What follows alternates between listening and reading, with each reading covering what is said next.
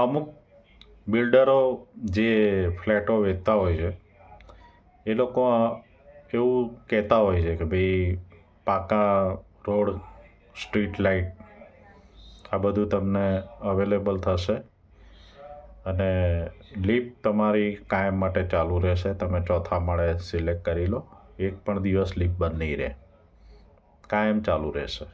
બરાબર છે. આ વસ્તુ બધી કહેવામાં આવે છે. ઠીક છે, એનું રેકોર્ડિંગ નથી કરી શકતા આપણે, કે આપણે ભોળા લોકો હંમેશા અતિ વિશ્વાસમાં જ રહીએ છીએ, પોઝિટિવ જ રહીએ છીએ અને દરેક મનુષ્યમાં આપણે ભગવાન જોઈએ છે. માટે આ બધા વિચારો આપણને આવતા નથી. પણ એ લોકો પહેલેથી જ મનમાં ગાંઠ વાળીને બેઠા હોય છે એવું મને લાગી રહ્યું છે. કારણ કે જે પરસેવાની કમાણી આપણે આપીએ છીએ, મોં માગ્યા દામ આપીએ છીએ, એડવાન્સ લિફ્ટના પૈસા પણ આપણે ચૂકવીએ છીએ, છતાં પણ એ બિલ્ડર વ્યક્તિ આપણને એ મુહૈયા નથી કરી શકતી. જે સર્વિસો જે પહેલાં બોલી હોય છે કે ભાઈ તમને પાકા રોડ મળશે, બરાબર, તમને સ્ટ્રીટ લાઇટ પણ મળશે, તમને 365 દિવસ તમારી લિફ્ટ ચાલુ રહેશે.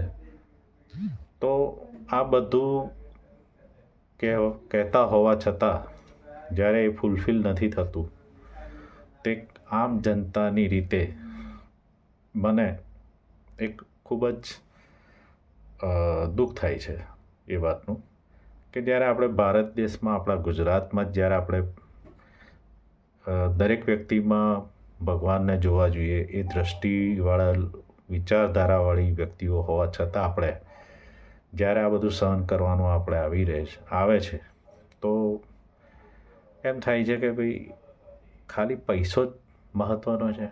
તમારી જે શબ્દોની કિંમત, તમે જે બોલો છો એ વસ્તુ તમે તમારા જે સમાજના હોય કે ના હોય અલગ વસ્તુ છે, પણ તમારા જ દેશના માણસો સાથે તમે જ્યારે મોં માગ્યા પૈસા માગી લો છો, તો પછી તમે સર્વિસ આપવા માટે પીછેટ શા માટે કરો છો?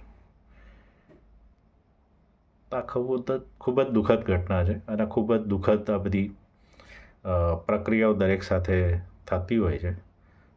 મારી દૃષ્ટિએ વસ્તુ ના થવી જોઈએ. અને એવું ના સમજતા કે આમ આદમી કશું નથી કરી શકતો. આમ આદમી ઘણું બધું કરી શકે છે.